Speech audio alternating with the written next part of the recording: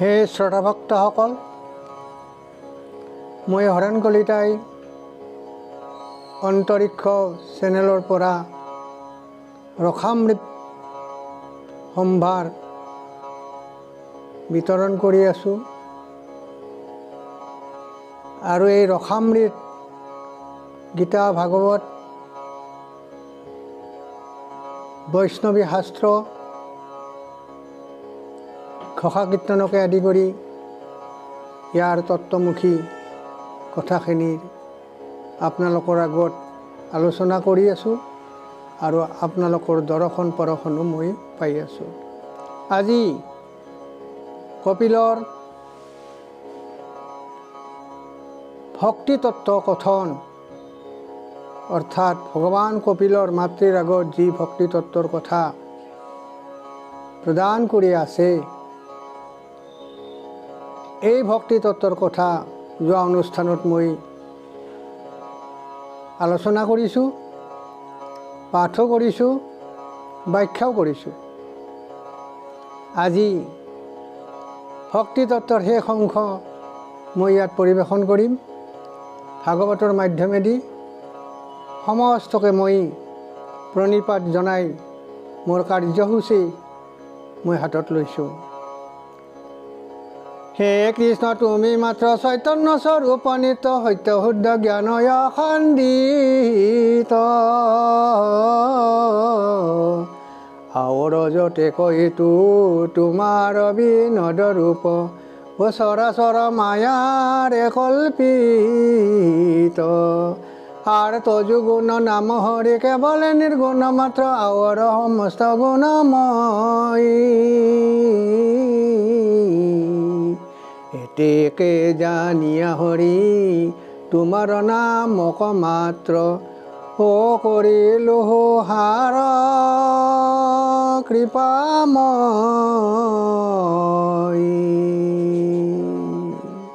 কৃষ্ণ হৰি কৃষ্ণ ৰাম। হে শ্ৰোতা ভক্তসকল, ইয়াৰ আগতে মই ব্যাখ্যা কৰিছোঁ যে ভক্তি তত্ত্বৰ ওপৰত কপিল প্ৰভুৱে মাতৃ দেৱহূতিৰ আগত যি অমৃতধাৰা ভগৱান কৃষ্ণৰ ভক্তিৰ তত্ত্বৰ কথা কৈ আছে, সেই কথাটোৰ মই আঁত ধৰিছোঁ। এতিয়া ভক্তি তিনি প্ৰকাৰ। এটা হ'ল তামসিক ভক্তি, তমগুণত যিবিলাক জীৱ বন্ধ হৈ থাকে। এটা ৰাজসিক, ৰজগুণৰ ব্যস্ততাত বেষ্টনীত গুণাধিষ্ঠত ব্যস্ত হৈ থাকে। আৰু এটা সাত্বিক অহংকাৰ, সাত্বিক গুণৰ মাধ্যমে থাকে।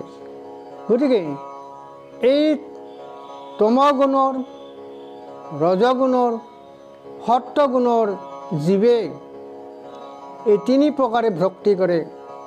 প্ৰথমটো হৈছে কি, তমগুণবিলাকে নিজে লিংগ দেহাৰ অৰ্থাৎ কাম ক্ৰোধ লোভ মোহ আত্মাশ্চৰ্য ৰূপ ৰস গন্ধ স্পৰ্শ শব্দ মায়া মদ অহংকাৰ আৰু অবিদ্যাত থাকি তেওঁলোকে নিজৰ স্বাৰ্থ সিদ্ধি কৰিব খোজে।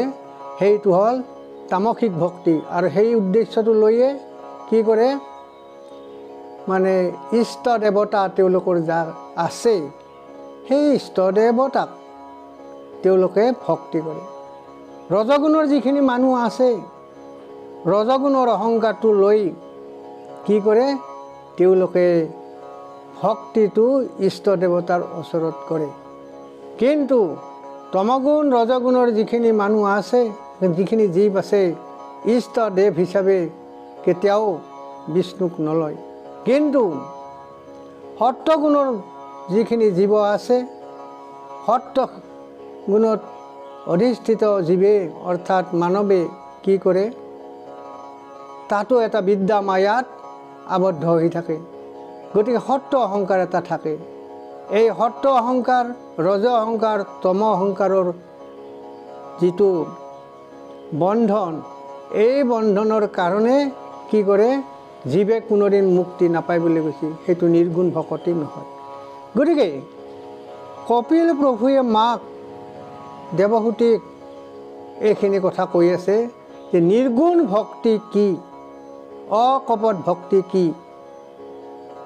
চাব, যিবিলাক আখুৰি পৈশাচিক জীৱ আছে তেওঁলোকে তমগুণত ব্যস্ত থাকে।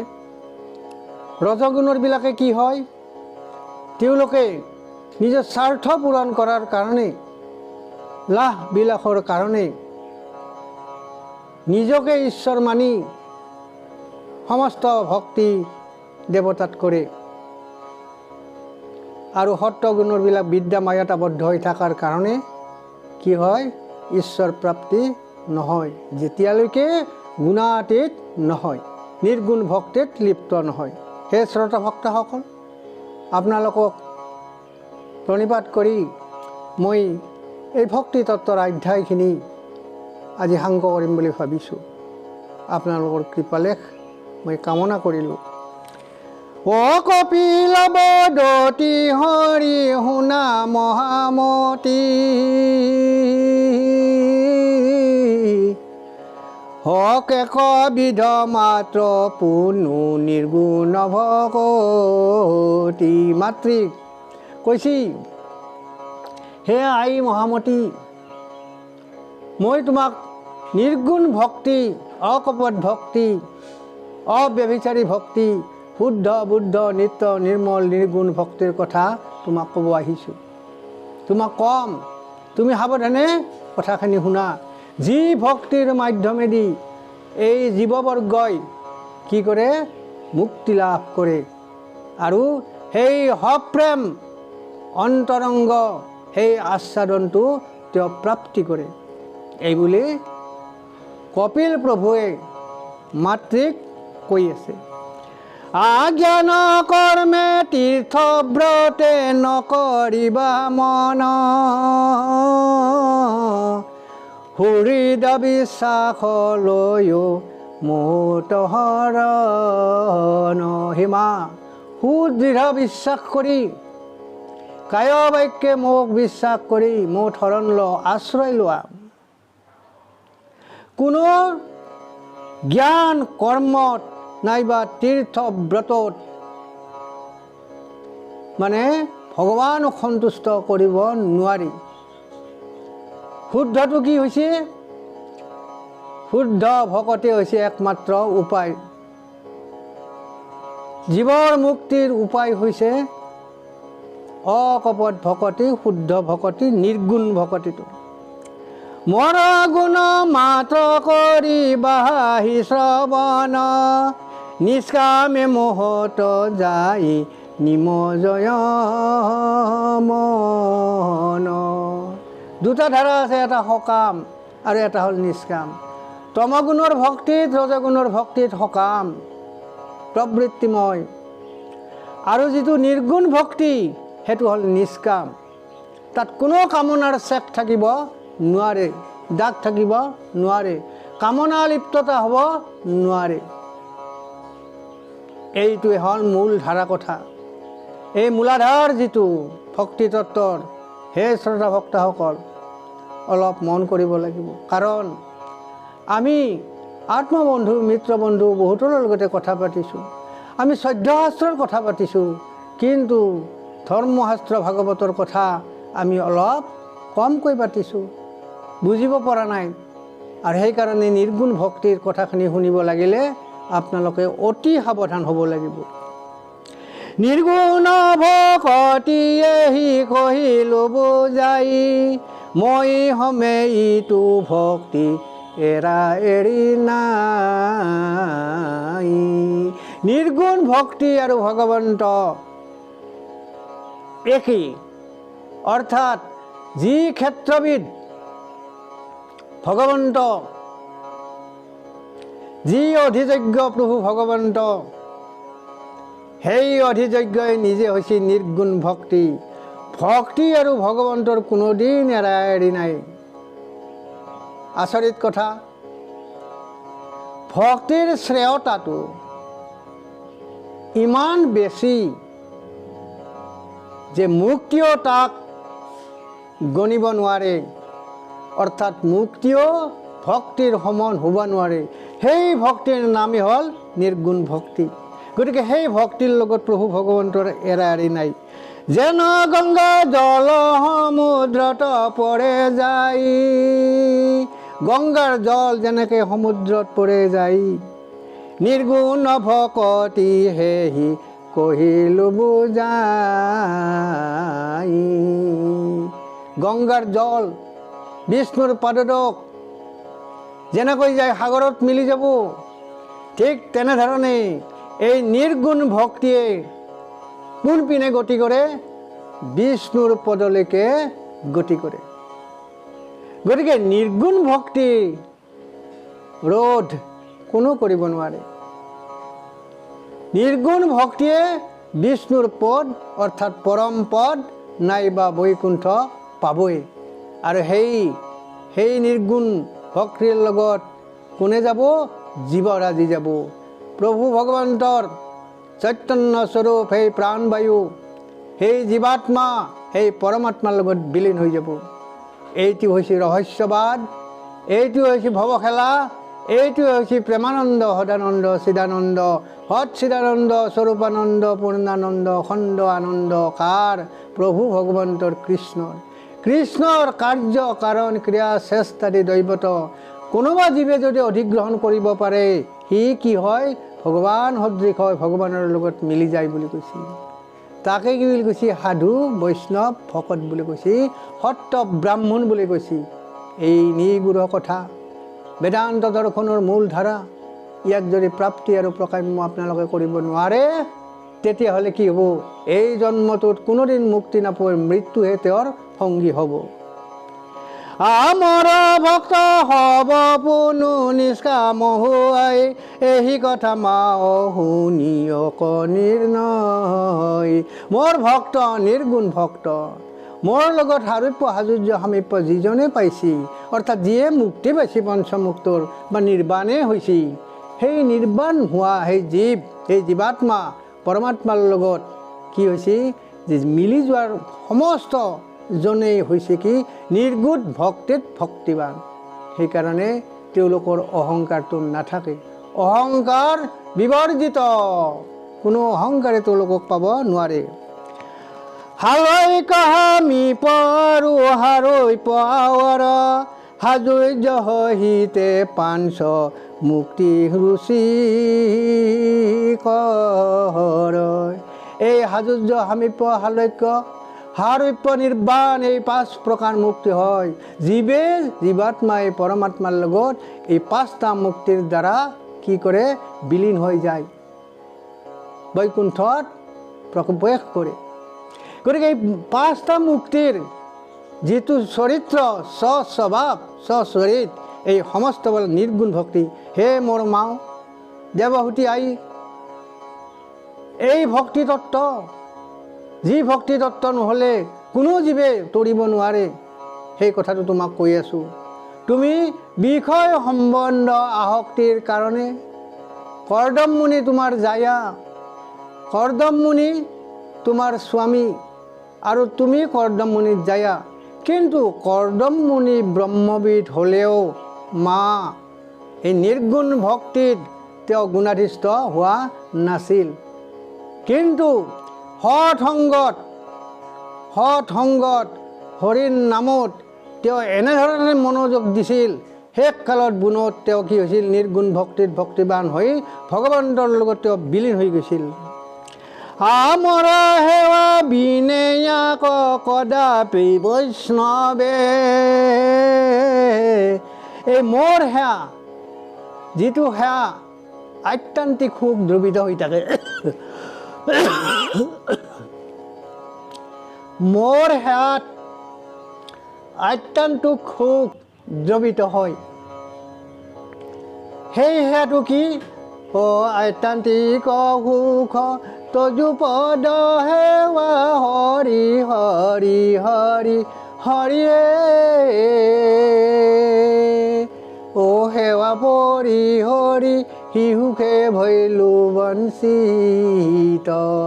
আত্যান্তিক সুখ আৰু নিৰ্গুণ ভক্তি দুয়োটাই কি হ'ল? সবান্ধৱ। আত্যান্তিক সুখ য'ত তাতে নিৰ্গুণ ভক্তি আছে। কিন্তু দুখৰ কথা যে আত্যন্তিক সুখটো আমি ল'ব নাজানো, কাৰণ আমাৰ প্ৰভুৰ চৰণত সেয়াৰ যিটো ভাগ, সেই ভাগটো আমি নিৰ্গুণ কৰিব নোৱাৰোঁ জীৱে। গতিকে কৈছে নিৰ্গুণ ভাৱ, নিৰ্গুণ সেয়া আৰু নিৰ্গুণ ভক্তি, ইয়াৰ লগত এটা সম্বন্ধ আছে, যি সম্বন্ধটো ভগ আৰু বত। ভগৱানে হ'ল বৈষ্ণৱ, ভক্ত আৰু ভগৱান বিষ্ণু। গতিকে এই ভগৱত তত্ত্বত নিৰ্গুণ ভক্তিয়ে কি হৈছে, বিৰাজমান হৈ আছে। নিৰ্গুণ ভক্তিয়ে কাৰ্য ক্ৰিয়া কাৰণ চেষ্টাদি দৈৱত এই পঞ্চস্থানত তেওঁ সদায় আমাক ইংগিত কৰি আছে যে তোমালোকে নিৰ্গুণ ভক্তিত ভক্তিবান হোৱা। আমাৰ সেৱা বিনে আক কদাপি বৈষ্ণৱে, মই যাচি দেওঁ যদি তথাপি নলৱে। মোৰ আত্যন্তিক সুখৰ যিটো ধাৰা নিৰ্গুণ ভক্তি, এইটোহে একান্ত ভকতে, শুদ্ধ ভকতে, নিৰ্গুণ ভকতে ল'ব, তাত বাদে অন্য একোৱে তেওঁ ল'ব নোখোজে। যদি বোলা তেবে তাৰা ভজে কি কাৰণ, ইহাৰ উত্তৰ তেবে শুনা মাই মন।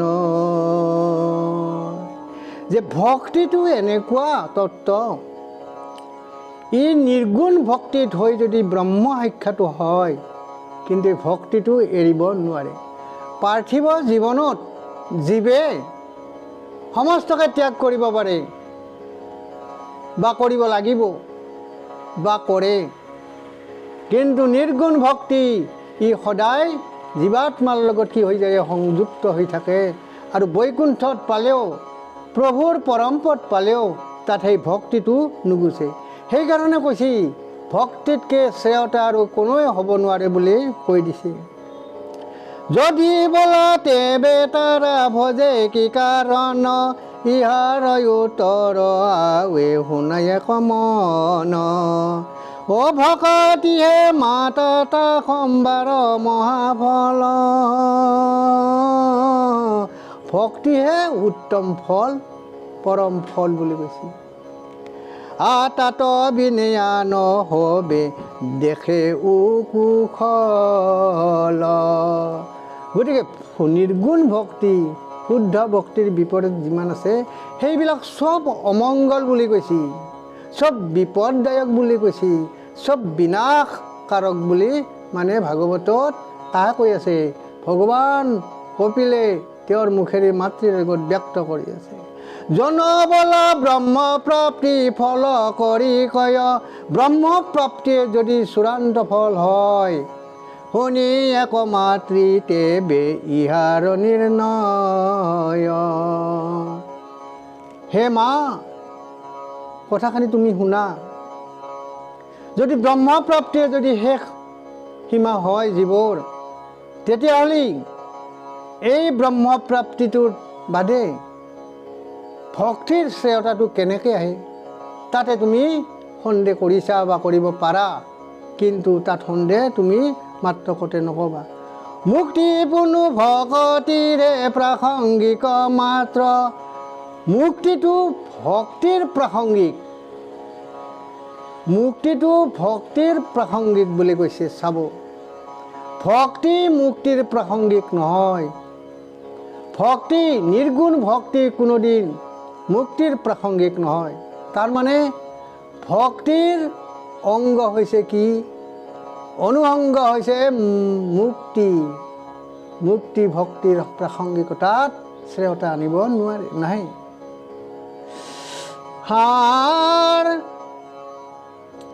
মুক্তি পুনু ভকতিৰ প্ৰাসংগিক মাত্ৰ, ভকতি কৰন্তে মুকুতিৰ হৈ পাত্ৰ। ভক্তি কৰিলেহে মুক্তি পাব।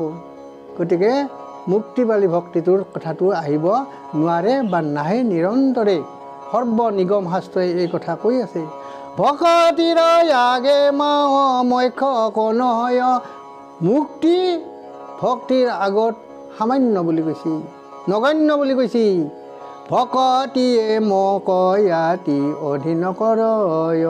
কপিল প্ৰভুই কৈছি মই ভগৱান, মোক বশ কৰিব পাৰে ভক্তিহে পাৰে।